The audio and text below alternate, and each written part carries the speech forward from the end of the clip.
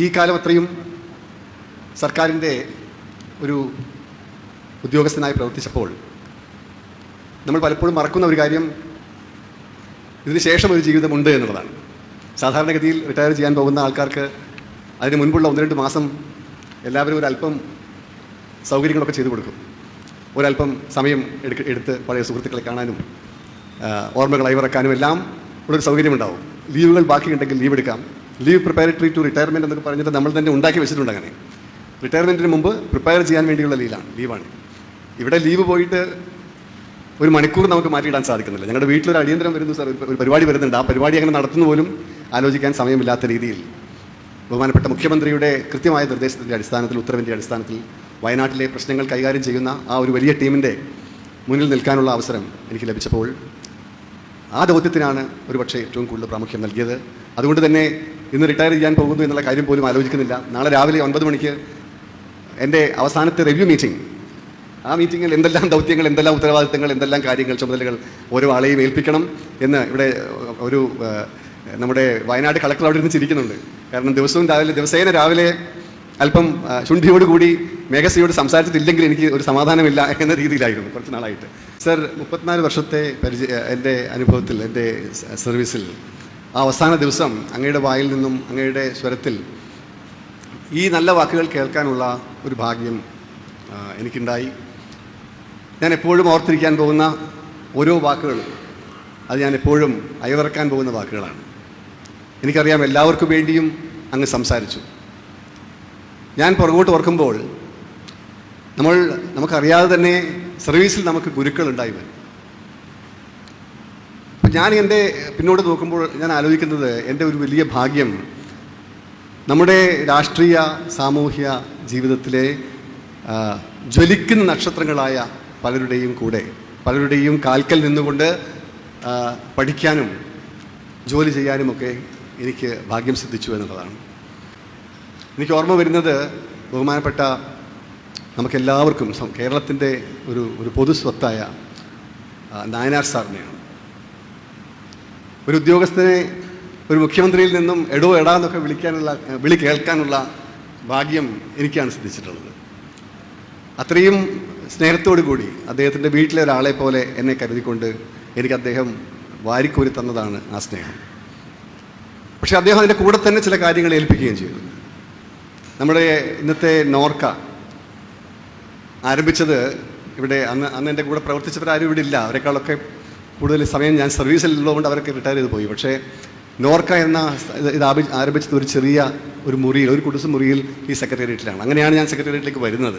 96-ൽ അദ്ദേഹം ഏൽപ്പിച്ചു, എന്നെ വിളിച്ചിട്ട് പറഞ്ഞു, എടോ നമ്മുടെ പുറത്തുള്ള പാവങ്ങൾക്കൊന്നും കാര്യമായിട്ട് ആരും നോക്കുന്നില്ല, ശ്രദ്ധിക്കുന്നില്ല, നീ ഒരു കാര്യം ചെയ്യുക, അതിനെക്കുറിച്ച് എന്തെങ്കിലും ചെയ്യാൻ പറ്റുമോ എന്ന് അന്വേഷിക്കുന്നത്. ഇതേ വാക്കുകളിലാണ് അദ്ദേഹം പറയുന്നത്.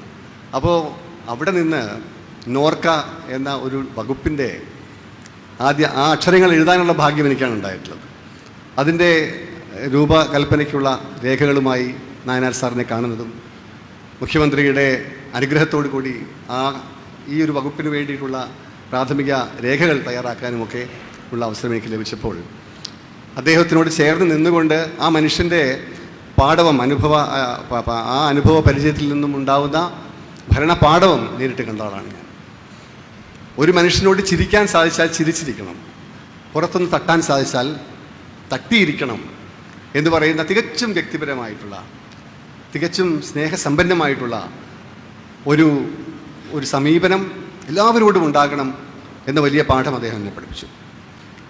അത് കഴിഞ്ഞാൽ പറയേണ്ട മറ്റൊരു പേര് ബഹുമാനപ്പെട്ട കോടിയേരി സാറിനെ കുറിച്ചിട്ടാണ്. അദ്ദേഹത്തിൻ്റെ കൂടെ പ്രവർത്തിച്ചവർ പലരും ഇവിടെ ഉണ്ടാവും. കോടിയേരി സാറിൻ്റെ ആ വിശാല മനസ്ക, അദ്ദേഹം ഓരോ കാര്യങ്ങളും സുസൂക്ഷ്മമായി കേൾക്കുകയും കൃത്യമായിട്ടുള്ള നിർദ്ദേശങ്ങൾ തരികയും ചെയ്യാനും അദ്ദേഹം അറിയാത്ത കാര്യങ്ങൾ പഠിക്കാനുള്ള ജിജ്ഞാസയോടുകൂടി പുതിയ മേഖലകളിലേക്ക് കേരള ടൂറിസം കടക്കുമ്പോൾ അതിന് വേണ്ട അനുഗ്രഹങ്ങളും നിർദ്ദേശങ്ങളും തരികയും ചെയ്ത ആ 5 വർഷം എൻ്റെ മനസ്സിൽ മായാതെ ജ്വലിച്ചു നിൽക്കും. എന്നാൽ ഇതൊക്കെ കഴിഞ്ഞാലും അവസാനം ഞാൻ എത്തി നിൽക്കുക ഇത് നമ്മളെ നയിക്കുന്ന കേരളത്തിൻ്റെ ആദരണീയനായ മുഖ്യമന്ത്രി ശ്രീ പിണറായി വിജയൻ്റെ മുന്നിലാണ്. നേരത്തെ പറഞ്ഞു, ദുരന്തങ്ങളുടെ കൂടെ ജോലി ചെയ്യേണ്ടി വന്ന ഒരു ഗതികേട് എനിക്കുണ്ട്. 2018 ദുരന്തമുണ്ടായപ്പോൾ കൺട്രോൾ റൂമിൽ ഉറക്കമില്ലാതെ ജോലി ചെയ്ത ഞങ്ങൾ കുറച്ച് പേരുണ്ട്. 2019 ആയപ്പോഴേക്കും 2 വലിയ ഉരുൾപൊട്ടലുകളുടെ പ്രശ്നങ്ങൾ തീർക്കാൻ വേണ്ടി പോകേണ്ടി വന്നു. ദുരിതം അനുഭവിച്ചവർക്ക് 13 ലക്ഷം പേരാണെന്ന് നമ്മുടെ ക്യാമ്പുകൾ ഉണ്ടായിരുന്നത്. ആ ക്യാമ്പുകളിൽ നിന്നും ദുരിതമനുഭവിച്ചവരെ രക്ഷപ്പെടുത്തിയെടുക്കുവാനും അവരുടെ നഷ്ടപ്പെട്ട ജീവിതവും ജീവനോപാധികളുമെല്ലാം തിരിച്ചു പിടിക്കാനുമൊക്കെ പോയപ്പോൾ അന്ന് ഞങ്ങൾക്ക് ഏറ്റവും വലിയ സപ്പോർട്ടും ഏറ്റവും വലിയ മാർഗദർശിയും ബഹുമാനപ്പെട്ട മുഖ്യമന്ത്രിയായിരുന്നു. എങ്ങനെയാണ് ഒരു ദുരന്തത്തെ സമചിത്തതയോടുകൂടി, സമാധാനത്തോടുകൂടി, കൃത്യതയോടുകൂടി സമീപിക്കേണ്ടത് എന്ന് ഞങ്ങൾ ഓരോരുത്തരെയും പഠിപ്പിച്ചത് അദ്ദേഹമാണ്.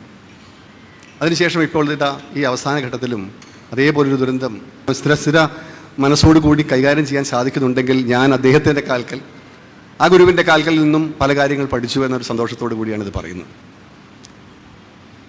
അങ്ങനെ ഏറെ അനുഭവങ്ങൾ തന്നിട്ടുള്ള ഈ സിവിൽ സർവീസ് ജീവിതത്തിൻ്റെ അവസാന ദിവസത്തിലേക്ക് എത്തുമ്പോൾ ഞാൻ എൻ്റെ നേരത്തെ പറഞ്ഞതുപോലെയുള്ള ഗുരുക്കന്മാരെ ഓർക്കുന്നതിനോടൊപ്പം തന്നെ എൻ്റെ കൂടെ പ്രവർത്തിച്ചതും എനിക്ക് അവരുടെ കീഴിൽ പ്രവർത്തിക്കാൻ അനുഭവങ്ങൾ സമ്മാനിച്ചതുമായ രാഷ്ട്രീയ നേതാക്കളെ എല്ലാവരെയും, ഒരാളെയും ഞാൻ പേരെടുത്ത് പറയുന്നില്ല, എല്ലാവരെയും ഞാനിവിടെ സ്മരിക്കുകയാണ്. ചിലരൊക്കെ നമ്മളെ വിട്ടുപോയി.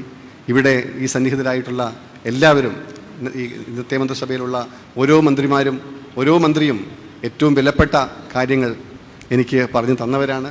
ഏറ്റവും സന്തോഷത്തോടു കൂടിയും ഒരുമയോടുകൂടിയും അവരുടെ കൂടെ ജോലി ചെയ്യാനുള്ള പ്രാപ്തി എനിക്കുണ്ടായി. അതിനുള്ള അതിനുള്ള അവസരം എനിക്കുണ്ടായി. അതുപോലെ തന്നെ നമ്മുടെ സിവിൽ സർവീസിലുള്ള എൻ്റെ സഹപ്രവർത്തകർ, എനിക്ക് സെക്രട്ടേറിയറ്റിലെ എൻ്റെ സഹപ്രവർത്തകർ തന്നിട്ടുള്ള സ്നേഹം വാരിക്കോരിയാണ് തന്നിട്ടുള്ളത്. ഞാൻ ജോലി ചെയ്ത 8 10 വകുപ്പുകളിലെ എൻ്റെ സഹപ്രവർത്തകർ മാത്രമല്ല, നമ്മളെല്ലാവരും അങ്ങോട്ടും ഇങ്ങോട്ടും കണ്ടുകൊണ്ടും പെരുമാറിക്കൊണ്ടുമാണ് ഇവിടെ ഉണ്ടായിട്ടുള്ളത്. 10-20 വർഷം പല സമയങ്ങളിലായി ഈ സെക്രട്ടേറിയറ്റിനകത്ത് ഞാൻ ജോലി ചെയ്തപ്പോൾ എന്നോട് സ്നേഹത്തിൽ പെരുമാറിയവരും എൻ്റെ കൂടെ പ്രവർത്തിച്ചവരും എല്ലാവരോടും ഞാൻ ഈ സമയത്ത് എൻ്റെ നന്ദി അറിയിക്കുകയാണ്. എന്നോട് സഹകരിച്ച, എനിക്ക് എല്ലാ അനുഗ്രഹങ്ങളും തന്ന, അനുമോദനങ്ങൾ തന്ന എല്ലാവരെയും സ്നേഹത്തിൻ്റെ ഭാഷയിൽ ഞാൻ എൻ്റെ നന്ദി അറിയിക്കുന്നു. നിങ്ങൾക്കെല്ലാവർക്കും നല്ലത് വരട്ടെ എന്ന് പ്രാർത്ഥിക്കുന്നു. നമസ്കാരം.